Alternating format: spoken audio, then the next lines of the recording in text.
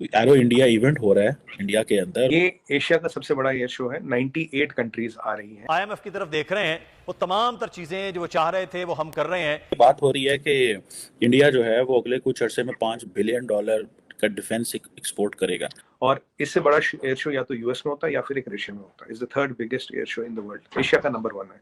किसानों को जो सब्सिडी की दी जा रही थी वो भी बंद हो रही है। एज कम्पेयर टू बांग्लादेश हम अगर बात करें तो फिर तो हमें कोई ऑर्डर भी नहीं देगा। आप अच्छे मुल्कों से मुकाबला मत करें। इसमें 870 एग्जिबिटर हैं, जिसमें 770 इंडियन है और 760 इंडियन है और 110 एग्जिबिटर फॉरेन है। 5 लाख लोग, 500,000 people will come there. Bangalore में हो रहा, मोदी जी गए थे, इनॉग्रेट किया, रक्षा मंत्री जी है, चीफ मिनिस्टर साहब, सब डेलीगेट्स हैं। 3 4 5 दिन चलेगा। और इससे बड़ा एयर शो या तो यूएस में होता है या फिर एक रशिया में होता है। Is the third biggest air show in the world. Asia का नंबर 1 है। एक टाइम में इस लेवल का एयर शो सिंगापुर में होता था, चांगी में। चांगी एयर शो बड़ा फेमस होता था। मैं उन दिनों सिंगापुर रहता था तो मैंने भी देखा था ये सब, तो हमने पार्टिसिपेट भी किया था। बट तब ये, और उसके सामने अगर आज मैं इसका स्टैचर देखूं, उसके सामने वो एयर शो बहुत छोटा लगता है। बहुत छोटी जगह, बहुत बहुत छोटा एयर शो है। जय हिंद दोस्तों, कर्नाटक में एशिया का सबसे बड़े एयर शो की शुरुआत हो गई है। प्रधानमंत्री मोदी ने बेंगलुरु में एरो इंडिया शो की शुरुआत की है। ये कार्यक्रम 5 दिनों तक चलेगा। इस एरो शो में 809 कंपनियां देश की एरो स्पेस और रक्षा क्षमताओं का प्रदर्शन करेगी। कुल 98 देश इस कार्यक्रम में शिरकत कर रहे हैं। 32 देशों के रक्षा मंत्री भी मौजूद रहेंगे।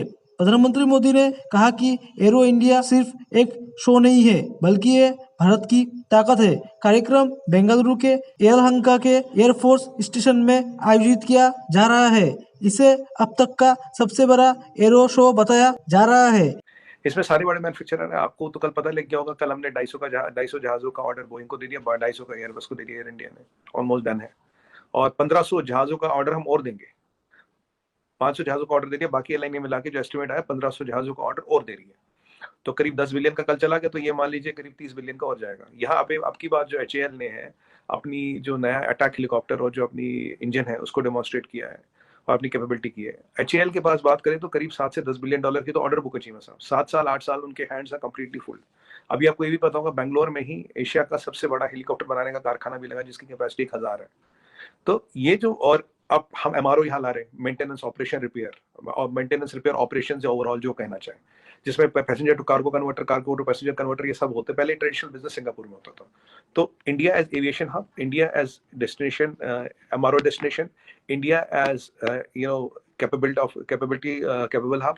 तो मैन्युफैक्चरिंग हो, MRO हो या हब हो, हम सारे यहाँ ला रहे हैं। एयरपोर्ट हमने डबल कर दिए पिछले 7 सालों में जो इंडिया में, और अभी हम इनको 3 4 गुना ला रहे हैं।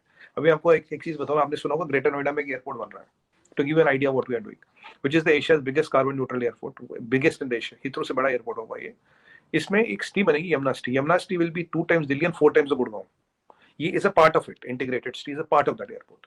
तो सेटल का डेवलपमेंट हो रहा है, और धीरे धीरे हमारा जो 2 एयरक्राफ्ट है, जो 32 सीटर 72 सीटर का है, उसका भी डिजाइन अप एंड रनिंग है। और by I think next 4 5 years will have our own this छोटे जहाज। और अभी जो हमारा जो करीब आज से 7 8 10 साल पहले 4000 हमारा चार्टर्ड प्लेन की डिमांड होती थी, जो बढ़ के 4 मिलियन हो गई है। तो we will be soon not importing those छोटा डगलस डोनिया टाइप जो जहाज होते हैं, सिस्टम टाइप, उनको इंपोर्ट न करके सारे इंडिया में बना लेंगे, और 72 सीटर तक भी इंडिया में बनाना है। अब फोकस है कमर्शियल जहाज बनाना।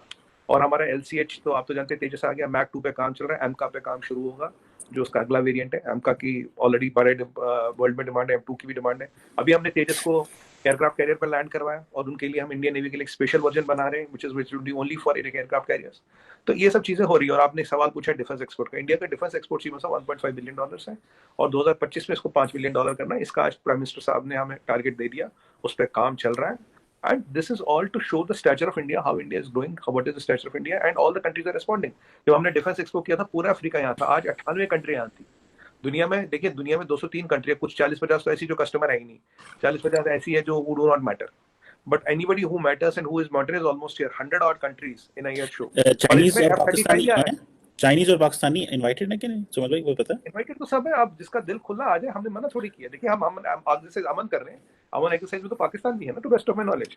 तो हमने तो हम देखिए, हम वासुदेव कुटुंब हमारे लोग, हमारे दिल खुले चीमा साहब, हम मना नहीं करते किसी को। अब खुद ही नहीं आना चाहे। देखिए, SCO में बुलावल भुट्टो को बुलाया, वो अभी उन्होंने कोई जवाब नहीं दिया। पीछे भी जो SCOs की NSAs की कॉन्फ्रेंस हुई, उन्होंने कहा नहीं, मैं नहीं जाना, नहीं ऐसे जाना ही नहीं। अब मैं जाऊंगा तो वक्त को वापस ले आऊंगा, वक्त नहीं, दैट इज नॉट, आप तो शुरू हो गए ना, पंजाब, हमारे पंजाबी में कहते हैं लामे देने, मीत के गिले करने वाली बात नहीं। Man I was just, it was a question in for learning के इंडिया और चाइना, पाकिस्तान और चाइना के वाले। और हाँ, अब की बार चीमा साहब F-35 भी आया यहाँ पे। जो बड़ा मैं देख रहा था कि इंडिया की जो एयरफोर्स है दैट इज फोर्थ, जैसे आप कह लें कि लार्जेस्ट एयरफोर्स, लेकिन लार्जली जो इसके वो सोवियत इरा के जहाज हैं। सो ये जो आपने बात की है कि आप एयरबस को लेट से 500 और बोइंग को जहाज़ों के ऑर्डर दे रहे हैं, जो कि ऑब्वियसली मैं देख रहा था तकरीबन $100 बिलियन का खाता, मतलब this is not something small. ये जो सोवियत इरा की जो फ्लीट है, एयरफोर्स है, आप समझते हैं उसको भी बदलने के लिए प्लान्स मौजूद हैं, या कि क्योंकि इंडियन एयरफोर्स चौथी बड़ी एयरफोर्स है दुनिया की, लेकिन हाँ, वो उस पे हाँ, जो आता ही है कि वो उसकी क्रेडिबिलिटी नहीं है, जहाज गिर गुर जाते हैं जिनको आई थिंक फ्लाइंग कॉफिन्स कहते हैं इस तरह करके। सो ये उसको बदला जा रहा है, उस पे क्या काम हुआ, वो भी उस वाले से भी ये है, क्योंकि सुना मिलिट्री है ये एयर शो, लेकिन मिलिट्री डोमिनेट करेगी।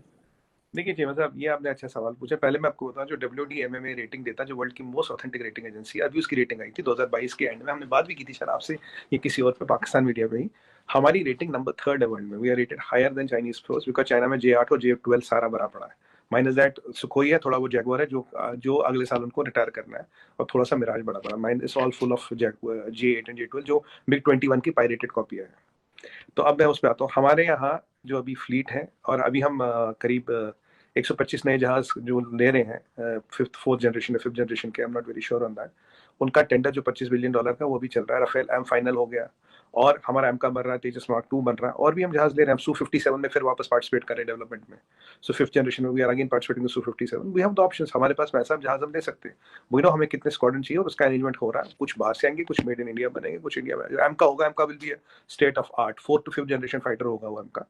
तो ये चीजें सब यहाँ पे बन रही है। तो एक मिलिट्री का अपग्रेडेशन, चीमा साहब हम पहले भी बात कर चुके हैं, कांस्टेंट प्रेजेंट कंटिन्यूअस थिंग। ये तब तक होगा जब तक हमारा फायर पावर इतना होगी that itself the stature of the fire power should be the deterrent.